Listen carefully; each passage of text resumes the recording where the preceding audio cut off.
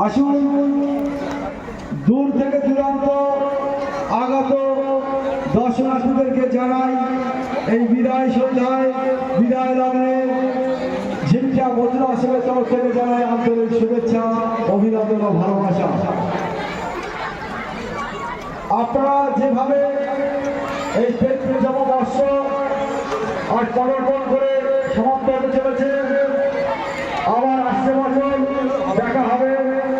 জানি না কেউ থাকবে, কেউ চলে যাবে, কেউ আবার নতুন আসবে, নতুন প্রজন্ম।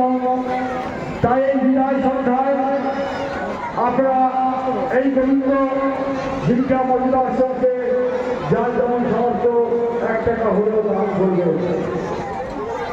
আপনারা সেবা সুস্থভাবে সেবা দিন। যারা শিবে প্রসাদ পাননি, আমাদের অপরূপ প্রসাদের ব্যবস্থা আছে, শিবে প্রসাদ পাননি ওখানে দিয়ে দেবে। যারা দূর দূরান্ত থেকে এসছে, দেখে এসছে করে তৈরিতে তারা লাইন করে সুস্থভাবে প্রসাদ গ্রহণ করবে।